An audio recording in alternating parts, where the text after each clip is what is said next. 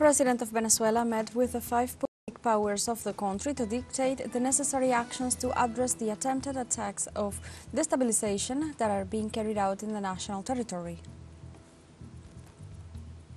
In India, landslides triggered by heavy monsoon rains have killed at least 63 people and hundreds more are feared to be trapped under mud and debris. And Israeli forces attack a residential area south of the city of Beirut, capital of Lebanon, leaving several victims.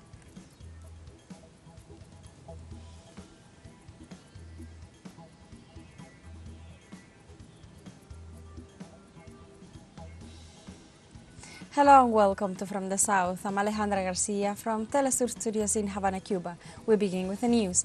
In Venezuela, President Nicolás Maduro led a meeting with the Council of State and Defense of Venezuela to take measures in the face of violent acts by the extreme right wing.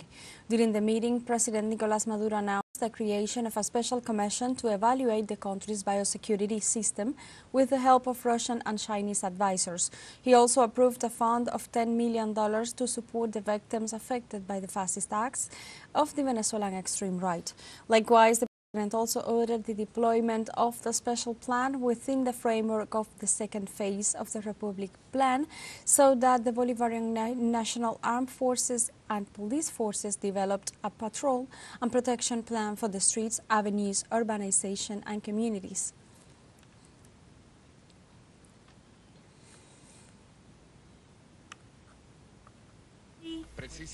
Precisely living an attempt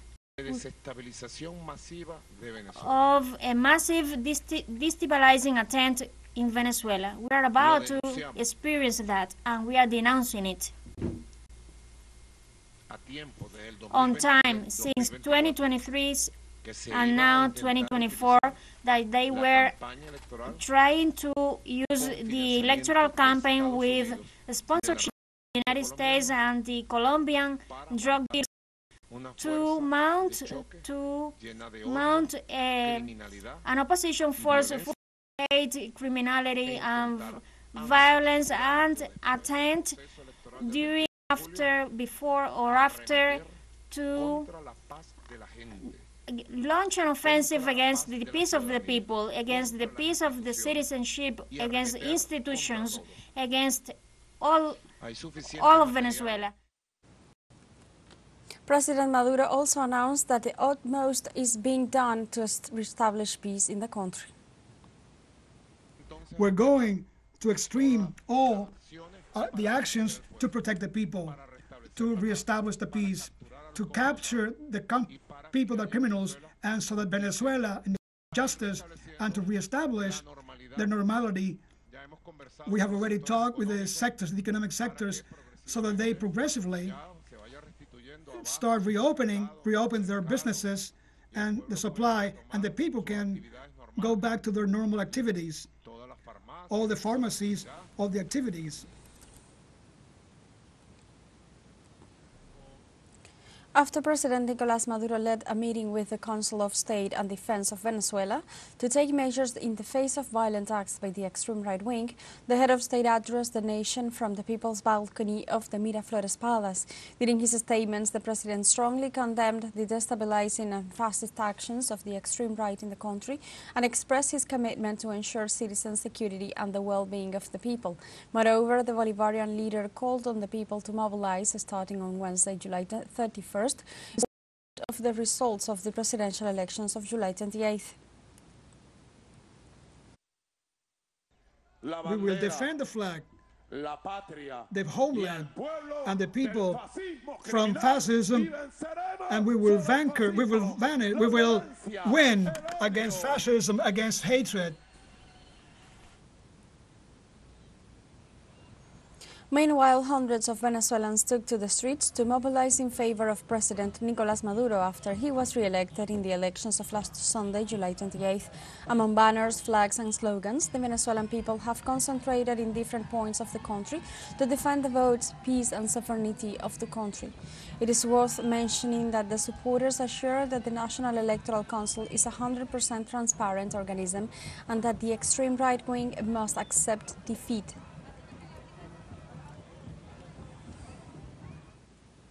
The National Assembly of Venezuela rejected the acts of violence promoted by the far right in the country. During the ordinary session of the National Assembly, the deputies expressed their support to the results issued by the National Electoral Council, which confirmed the victory of President Nicolás Maduro. The congressmen backed the decision to withdraw diplomatic personnel from countries that reject the will of the Venezuelan people, expressed at the polls on July 28th. They also condemned the violence and terrorist acts financed by the international and national extreme right wing that seeks to destabilize the country and destroy the state and its democratic institutions.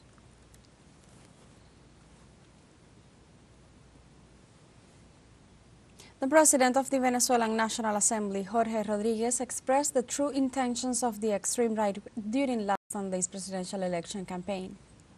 The plan of these sectors of extremism was not an electoral plan. They were not participating in elections. They were not going to cities and towns to win the favor of the voters with their arguments. They were going to cities and towns to create their violent groups, to give the money, to distribute the drugs, which were going to be used for the moment in which they decided to take off their clothes of goodness and religiosity and show themselves as they are. On the other hand, the Attorney General of Venezuela, Tarek Williams, referred to acts of terrorism by extreme far-right groups to sabotage the results and transparency of this election. In this sense, he pointed out that those acts were controlled by the authorities and those responsible are being identified.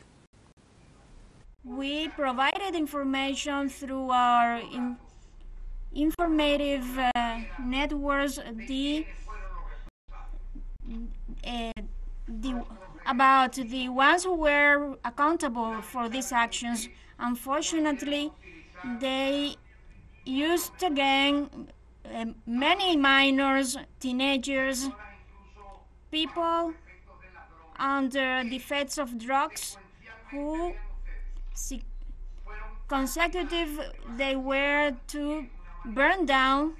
And they will tell us that it is a peaceful rally, as it happened in the past, but these detainees and prosecuted people, they will place them on the list of wanted for the government.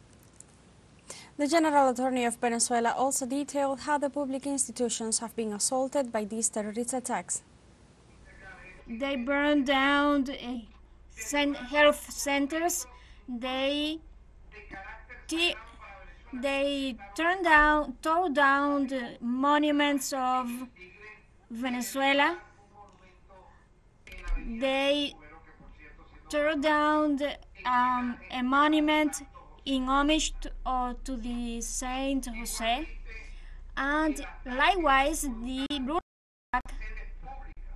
to public venues as the headquarters of the Electoral Council and the headquarters in Suate. Armed people launching bombs, burning down venues and public centers. Furthermore, the General Attorney assured that the Public Prosecutor's Office will continue defending peace, dignity, and the Venezuelan people in the face of attempted coups by foreign powers. Respective courts, and I want to ratify that the Prosecutor's Office on 24 hours in midnight, morning, evening, we are active for real time to act against these criminals, because as I said initially, this prosecutor office is different, is defending peace, dignity, and the Venezuelan people, which I want to congratulate, and I give my top support for keeping up our unity and defending sovereignty and not allow the interference of external powers that want to aid. And glory to the brave Venezuelan.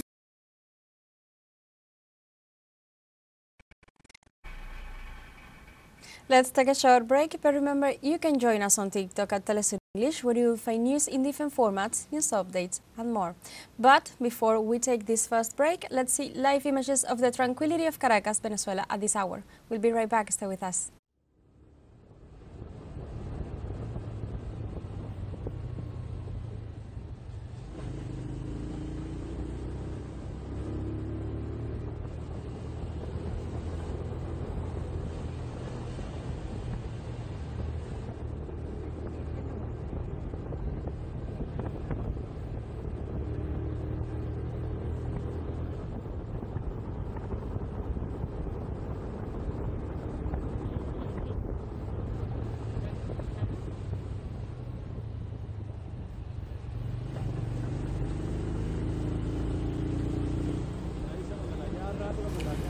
We are seeing images at this moment of Caracas, the capital of Venezuela. As we can see, there is tranquility.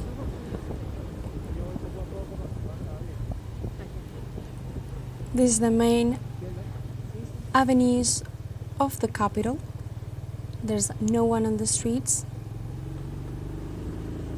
This is taking place after the president addressed the people from the balcony of the people in the Miraflores Palace, following the recent attacks against the country and against the peace by opposition groups throughout the nation.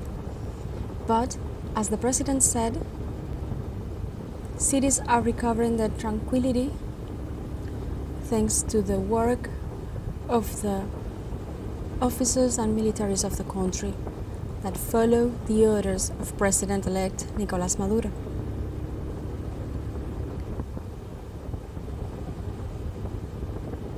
There's peace, there's tranquility in the capital of the country, Caracas, Venezuela, at this hour, which is 15 minutes to 9 p.m. local time. And this is the atmosphere in the capital. After several hours of uncertainty due to the violent attacks by groups of the far-right wing in the country.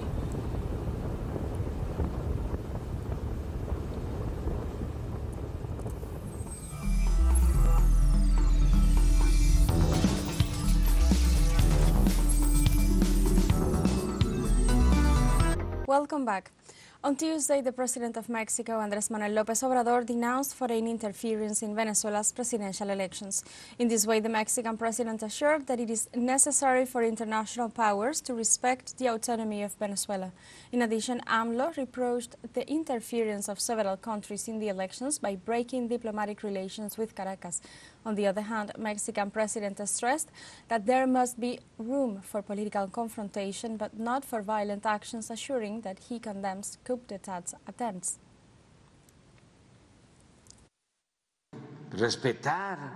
Respect for the self-determination of peoples, and don't the governments of other countries, whether small, medium, or large, have things to do, that they have to interfere in the affairs of other countries, because it is interference.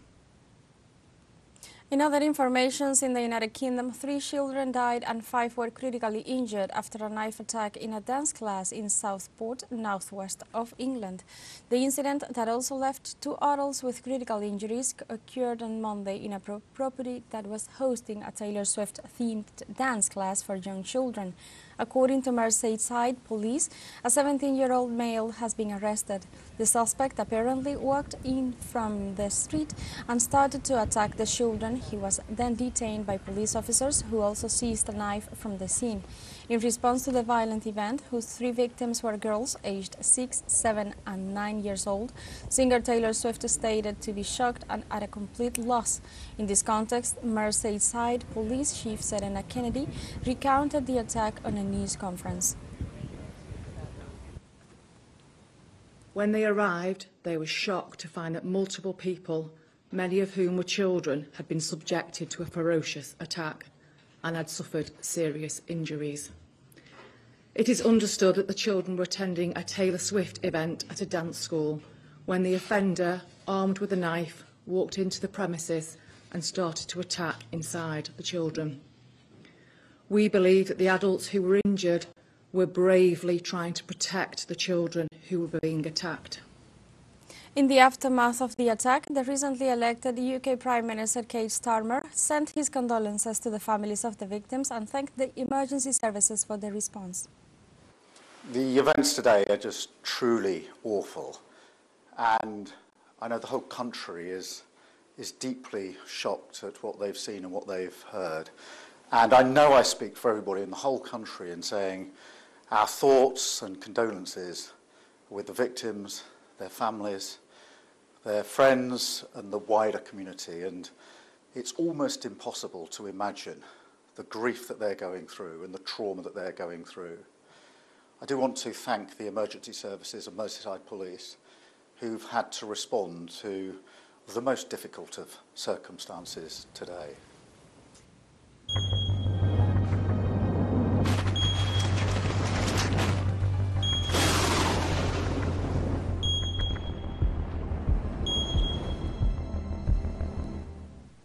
In India, landslides triggered by pounding monsoon rains left at least 63 people killed and hundreds feared trapped under mud and debris. Officials reported that 250 people have been rescued so far. The southern coastal state of Kerala has been battered by heavy rains with blocked roads into the disaster area at Wayanad district, hindering relief efforts. District officials said 125 people were in hospital for treatment. India's army said it had deployed more than 200 soldiers to the area to assist the state security forces and fire crews in search and rescue efforts. The state's disaster management agency reported that more rainfall and strong winds are expected in Kerala. Meanwhile, the Prime Minister's office said families of victims would be given a compensation payment of $2,400.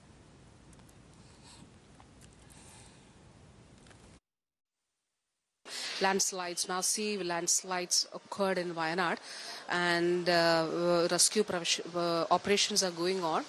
And we are exploring everything possible to rescue our lives, the lives of our people.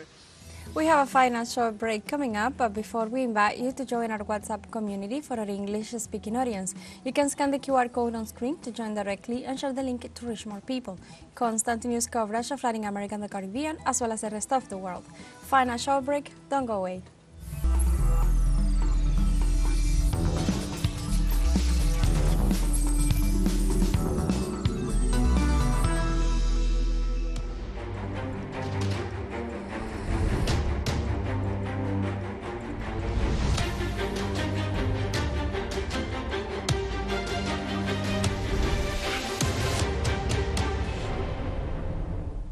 Welcome back to From the South.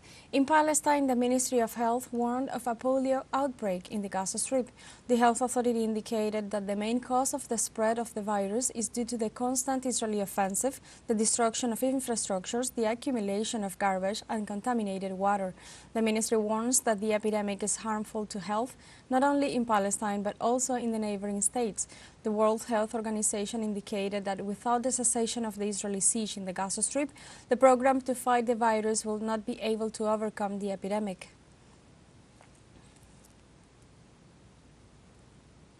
Settlers and far-right legislators stormed Israeli bases following the arrest of 9 occupation army soldiers accused of raping and abusing Palestinian prisoners. On Monday, dozens of settlers and far-right lawmakers invaded the Beit Lid and SDE Tayman bases after military police detained and began interrogating the accused personnel. According to Israeli media reports, troops deployed at the SD Tayman concentration camp have been torturing the Palestinian detainees for fun. In one specific case, a Gazan was transferred to a hospital after receiving serious injuries and being sexually abused. Since Monday, there have been clashes between far-right settlers and police officers.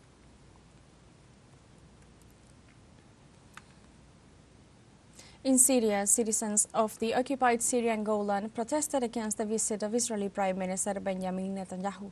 Hundreds of residents tried to prevent the Israeli Prime Minister from entering the area where the projectile sent by Tel Aviv troops into the Syrian Golan fell.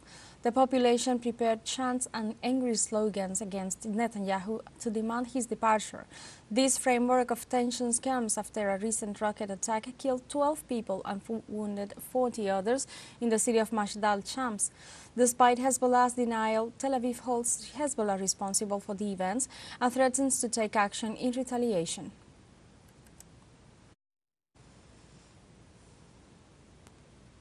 Israeli forces attacked a residential area south of the city of Beirut, capital of Lebanon, leaving several victims. According to local media, the Israeli occupation army launched an attack on a residential building in the Hared Sheikh area in the southern suburb of Beirut. As detailed, as a result of the attack, at least 10 people lost their lives, while 68 others were wounded and were taken to hospitals for medical attention. Meanwhile, the search and rescue efforts are continuing despite the difficulties caused by the destruction of 4 floors of the residential building hit.